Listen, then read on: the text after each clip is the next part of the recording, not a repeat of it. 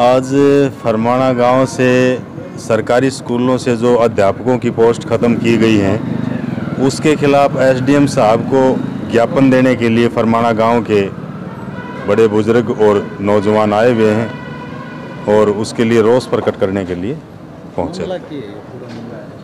ये देखिए, हमारा फरमाना के अंदर राजकीय उच्च माध्यमिक विद्यालय सन 1952 से बना हुआ है और वो गांव वालों ने अपनी निजी ज़मीन के ऊपर, निजी भूमि के ऊपर अपने पैसे से बनवाया था, जो 1952 में बना था।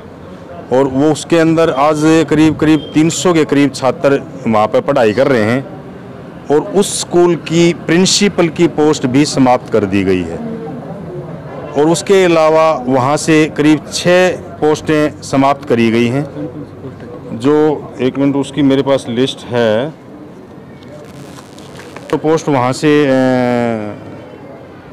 करी गई है वो पीजीटी इकोनॉमी की और पीजीटी पोल साइंस की, पीजीटी बायोलॉजी, टीजीटी साइंस और टीजीटी एसएस, ये सभी सीटें वहाँ से समाप्त कर दी गई हैं। यानी कि साइंस नीचे लेवल पर भी वहाँ पर ख़त्म कर दी गई है और ऊपर लेवल का भी कोई अध्यापक हमारे पास नहीं होगा। अब इससे होगा क्या कि वहाँ स्कूलों का जो रिज़ल्ट है वो गिरेगा, रिजल्ट नहीं आएगा तो सरकार को स्कूलों पे ताला लगाना है।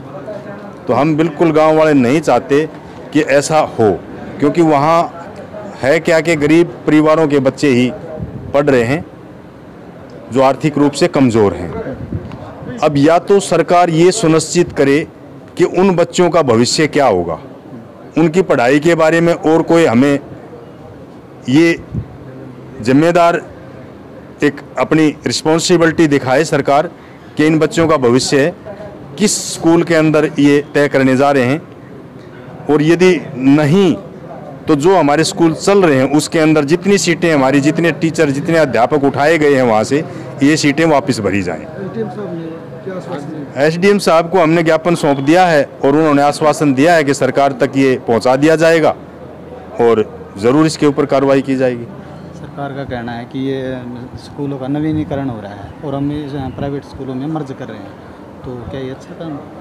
देखिए, जो प्राइवेट स्कूलों में मर्ज करने वाली बात है, यदि प्राइवेट स्कूलों की फ़ीस पे करने की इनकी हिम्मत होती तो ये इन स्कूलों के अंदर ये बच्चे पढ़ते ही नहीं। ये तो वो परिवारों के बच्चे हैं जो बिल्कुल मजदूरी करते हैं और मेरे ख्याल में 400 से 500 रुपये पूरे साल की फ़ीस बनती है बच्चे की सरकारी स्कूल में। बहुत से बच्चे वो हैं इसके अंदर जिन परिवारों की, उन परिवारों के हैं जो 400-500 रुपये भी सालाना फ़ीस पे नहीं कर पाते। तो प्राइवेट स्कूल में मर्ज करने के बाद या तो ये श्योरिटी दे कि इन सभी बच्चों की सरकार अपनी तरफ से फ़ीस पे करेगी और नहीं तो इन स्कूलों को चलने दिया जाए। जहाँ तक ताले लगाने वाली बात है तो वो हम नहीं लगाएंगे, क्योंकि ताले तो खुद सरकार ने ही मकसद बना लिया है कि इन स्कूलों पे ताले लगा दिए जाएं। उसमें सरकार की साजिश ये है कि ये गरीब परिवारों के बच्चे जो इन स्कूलों में पढ़ते हैं, ये पढ़ाई करेंगे तो इनको नौकरी भी मांगेंगे और वो नौकरी भी सरकार को देनी पड़ेगी। अगर इनको पढ़ाई से दूर कर दिया जाएगा तो ये मजदूरी करेंगे और मजदूरी भी उस टाइप की करेंगे। आने वाले समय में जो मल्टीनेशनल कंपनियां हैं वो इनसे 8 घंटे की बजाय 12-12 घंटे की ड्यूटी भी लेंगे। तो सरकार की एक साजिश है और इसको बिल्कुल हम इसके खिलाफ आवाज़ उठाएंगे और इन स्कूलों को बिल्कुल भी बंद नहीं होने देंगे।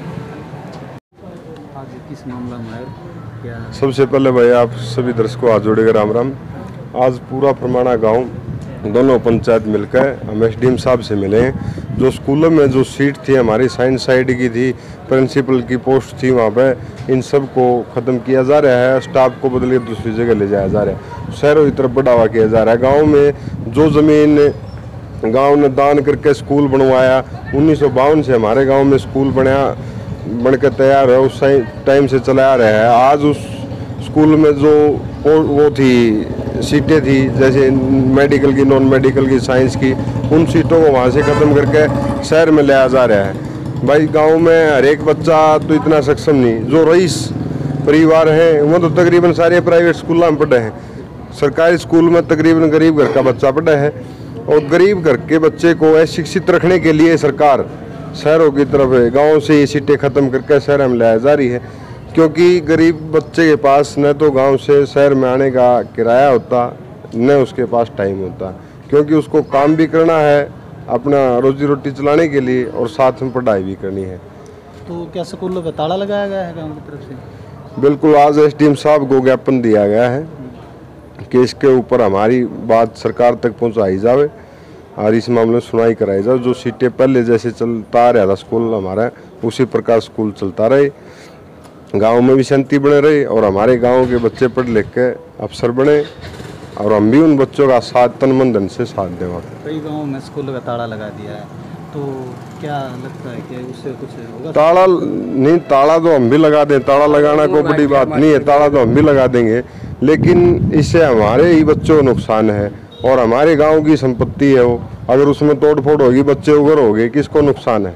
गांव को ही नुकसान है। हमको शांतिपूर्ण तरीके से अपनी आवाज़ को उठाएंगे और सरकार तक हमारी बात पहुंचनी चाहिए। जैसे स्कूल पहले चल रहे थे उसी प्रकार हमारे गांव में स्कूल चलते। एसडीएम साहब ने तुरंत जो हमने लेटर दिया उसको तुरंत स्टेनो को बोल कर फॉरवर्ड करवा दिया चंडीगढ़ तुरंत प्रभाव से। तो उम्मीद है कि इस पर चर्चा भी चल रही है, उम्मीद है कि जल्द से जल्द हमारे गाँव के स्कूल का समाधान हो और हम पोस्ट जैसे थी वैसे की वैसे रहें।